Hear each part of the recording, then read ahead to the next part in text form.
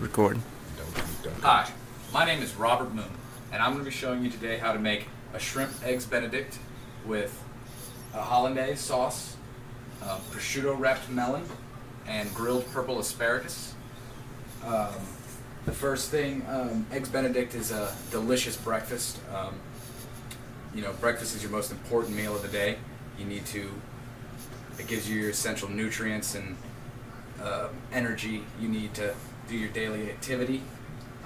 This dish I'm going to be making for y'all is usually something you get at a restaurant or a high class dining experience, but I'm going to show you how to make it at your home.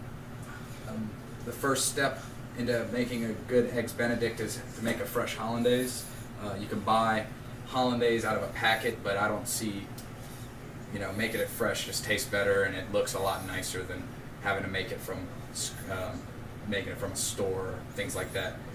But the first step you need for a hollandaise is you need 3 eggs, egg yolks. I'm sorry.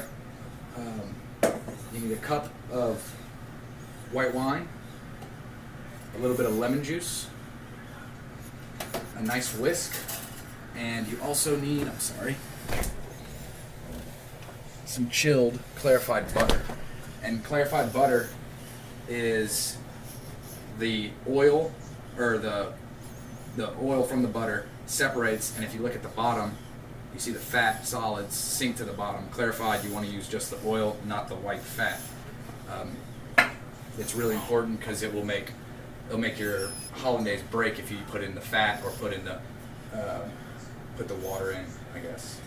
But to start off a hollandaise, let me move this real fast.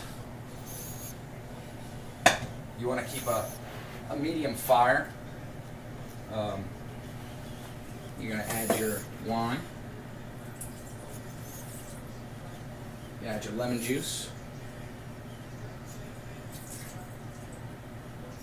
Add a pinch of salt.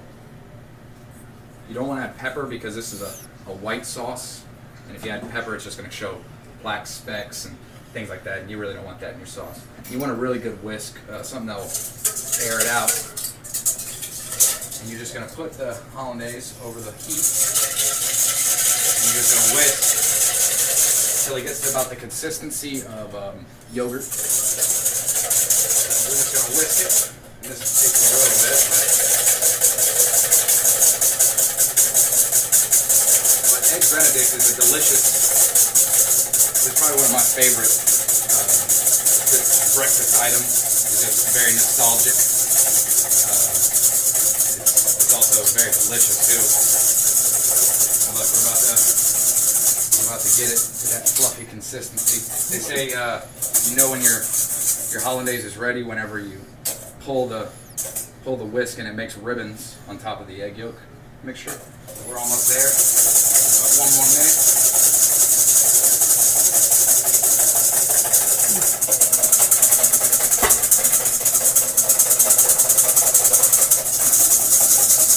Hollandaise is one of the main mother sauces in the culinary group. There's 5 of them. There is hollandaise, espagnole, tomato sauce, velouté, and bechamel. Hollandaise is a main sauce in the culinary group as well. We're almost there.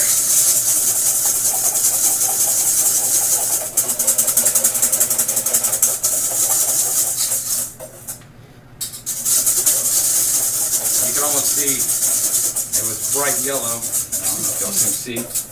And now it's starting to get fluffy. If you look, you don't want to scramble them either, because if you scramble them, then you have to start over. Almost ready.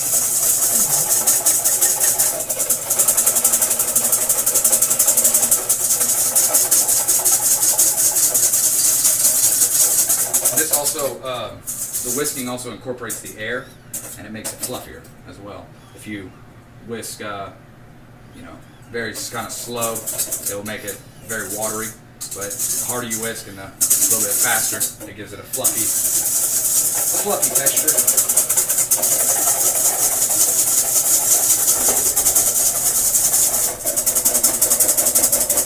All right, I think we're ready. I don't know if you can see. One more time. Just one more time.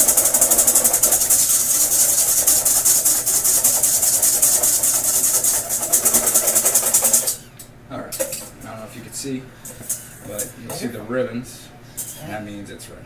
It's ready to add. Well, ready to incorporate the butter. And Dad, I don't know if you want to, or Mom, if you would like to come slowly pour the butter. This step is very key in making a hollandaise. If you pour it too fast, it will break your hollandaise and cause it to separate, but you want to just slowly pour.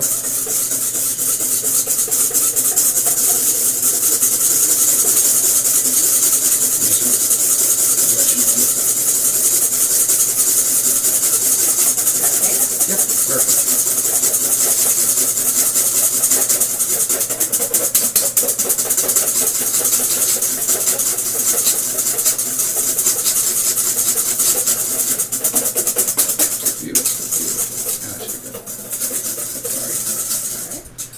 And there you have your first sauce, the start of a delicious Eggs Benedict. That's good. Hollandaise, if you'd like to try it. Very good. Good? Awesome. Very good. So, and after you make a hollandaise, you usually want to, if you're going to keep it for a long time, you want to keep it in a warm area, not hot, but around 80 degrees. But I think we should be fine for what we need. So I'm just going to set this back until we're ready. Okay, now we're going to be poaching our eggs. The first step in when you poach an egg is you need, you don't want boiling water, you want simmering, and you want to add a little bit of vinegar to the eggs, because if when you add your egg yolks, or the whole eggs, I'm sorry, it's going to cause the whites to coagulate and keep together. It's not going to cause it to run. And the vinegar, the acidity of the vinegar causes it to do that. But let me bring up the fire just a little bit. And whenever you're making poached eggs, it's wise to stir your water in a clockwise or counterclockwise, either way. But you want to just get it going so the water, the current will pull and keep the egg in a spherical shape. All right. Now that we got the water kind of spinning, you know, to crack an egg right here. And you want to crack an egg on a flat surface. People think to crack it on a corner or anything, because it stops the shell from going into the egg if you crack it on a flat surface. If you crack it on the corner, it pushes the shell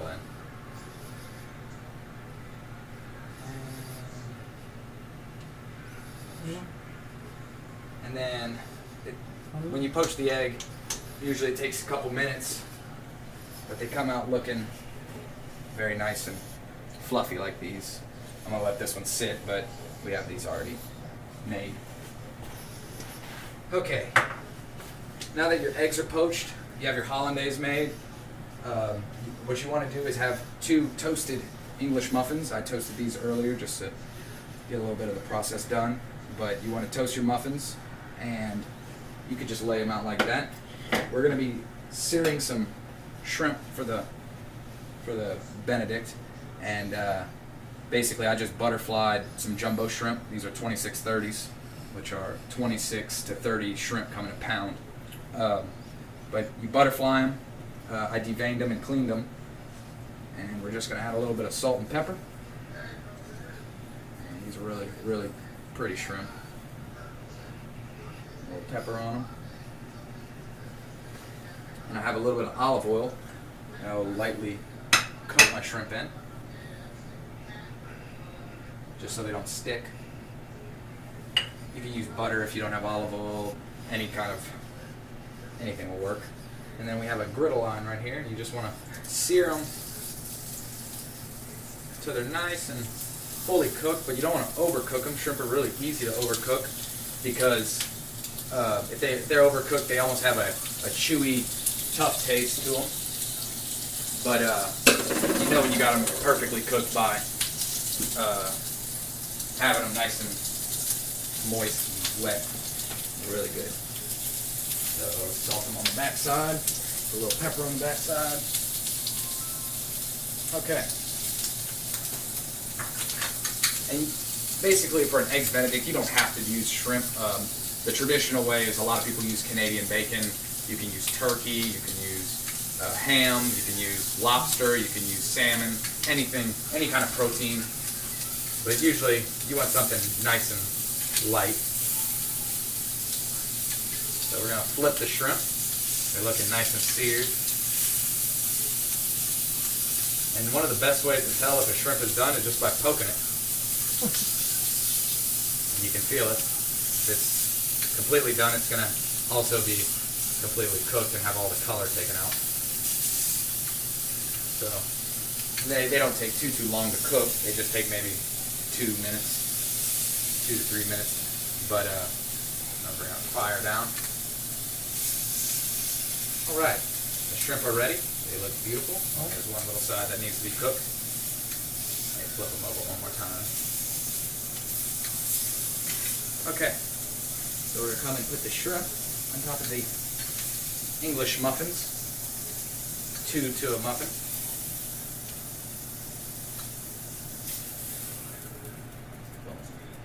All right, and we're halfway through with our process. With eggs Benedict, it's not mandatory to have prosciutto wrapped melon, but I just thought it goes very well with the dish. It's it's a light, it's almost like a light appetizer side dish.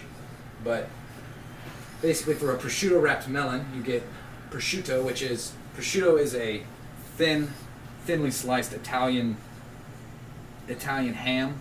It's cured in bacon. It's cured in salt, and it's basically it's similar to like ham in Italy. It's a staple dish, but it's very good. So what you would do is, it's very simple, but you just take your prosciutto and just wrap it around. Do it however many times you want. I'm going to do it twice. So we'll just wrap it like that. And if you like, I'm not going to do it, but if you would like, you can sear the bottom just so the prosciutto doesn't go away. But that is prosciutto wrapped melon, and I have my melons nice and wrapped up. And then after the prosciutto wrapped melon, you're also going to serve grilled asparagus, and I have here today an interesting type of asparagus. I don't know if y'all can see it, but it's purple asparagus. Purple asparagus is less fibrous than green asparagus, and it's actually a little bit sweeter. The reason why it's purple is because it has higher antioxidants that are in it, and it gives it the purple color. You don't have to use purple asparagus. You can use green asparagus. You can use white asparagus. You can make hash browns if you want. But I just thought asparagus go the best with this dish, and it's very it's almost refreshing and crisp to eat. So for the asparagus, let me get a little plate real fast. I'm sorry. We're just going to take the asparagus, and we are going to pour a little bit of olive oil and kind of just toss them in there. You don't want to put too much, but you want to at least coat them evenly so they can be nice and ready for the grill and they don't stick. And I have a griddle that I'm using. You can use an outdoor grill. You can use a skillet. It doesn't have to be grilled, but I like the char marks on the asparagus. I think they give it a nice touch. These take a little bit of while to cook, so while we're doing that, I'll place these on the grill. And I think our poached egg should be ready as well. When you create a poached egg, you want to just use a perforated spoon, and you have a bowl of cold water just so you can stop the cooking process.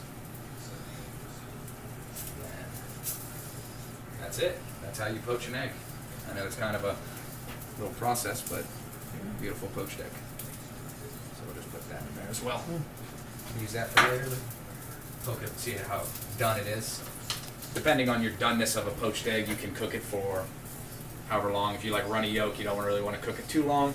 If you like hard yolk, you can leave it in there for however long you'd like. But I think I'll use the two I had prepared because they're a little bit not as firm as the one I have. So while these asparagus are cooking, you can kind of flip them.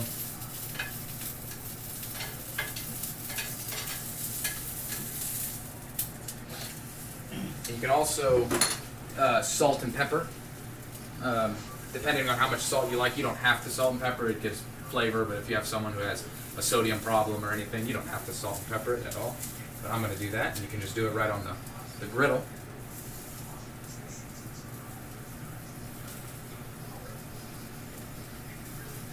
This is finished. I can turn this off and take it off the burner. Just kind of get it out the way. So now we're going to construct the eggs Benedict. We have our seared shrimp and our English muffins. And the next step is you want to take your poached egg, just lay it right on top. Oh, kind of fell off. But let's try that again. There we go. See? Alright. I'm going to use this one because the other one's looking like it's starting to break. This one's a little bit more cooked than how I'd like it, but beggars can't be choosers. While that's going, we're going to flip over our asparagus again, make sure they're getting cooked. And it's also wise, if you want to have a quicker cooking process on grilled asparagus, it's wise to blanch them. And blanching is a process where you get boiling water, and basically similar to the poached egg style, you boil the asparagus till they're very tender, and you have a bowl of ice water as well, and when the asparagus are to their doneness, you just put them in the ice water, which also, just like the egg, it stops the cooking process on the asparagus. And it's just a faster way. If you were, I guess, to say working in a restaurant or working in a, having to put out a lot of dishes to a lot of people, it's wise to just poach them, but this works just fine as well for what I'm doing. I'm just going to flip them. They're almost ready. And while this is cooking, I will show you, this is a good drink for a breakfast or a brunch. It's also if you want to impress a guest or impress your girlfriend or boyfriend or anything, I'm going to show you how to make a mimosa. Mimosas are it's a traditional breakfast drink. It's half champagne, half orange juice with a shot of triple sec added to it. And it's very simple. If you like a lot of champagne, you can add more champagne. If you want a little bit more triple sec or cognac or anything, you can add that to it. But the first step, we're just going to add our orange juice. And that's about, let's add a little more, half of it. And then we have our champagne, and it doesn't matter what kind of champagne you use. If you want to, it's usually wise to use a cheaper champagne. You don't want to use the most expensive champagne because, you'd rather the taste of the champagne, not the water it down with the orange juice. And we're just gonna pop the top. There we go. Be careful when you pop a top. These kill at least 2 people a year. So now that we have our orange juice, we're just gonna top it off the rest with champagne. And we have triple sec right here. And triple sec is an orange liqueur. It is it's sweet. It's not unsweetened. And it's really good in a mimosa because it fits, It's sweet, it's refreshing. So we'll just top it off. You can usually add about an ounce of triple sec to your orange juice mixture. All right. You don't even have to stir it, so you have your mimosa nice and made. We have our eggs Benedict. Almost ready. We're going to take our prosciutto wrapped melon that we wrapped. You can just put that on the side depending on how much you are willing to eat. I'll do 3 just for looks. Now, our asparagus is feeling very done. And we'll just place that on the side.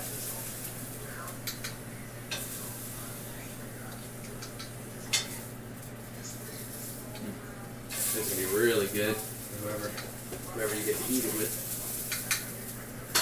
And let me turn off the oven. You do not want to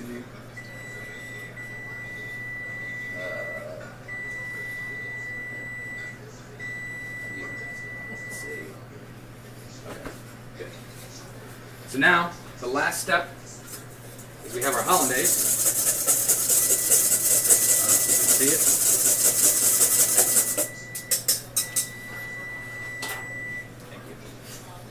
And I'm going to get a spoon.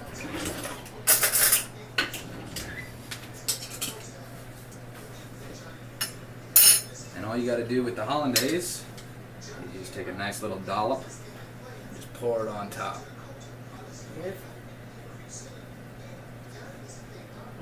And you can put on as much as you want. If you like a lot of hollandaise, go for it. If you don't like a lot, you can just put a tablespoon.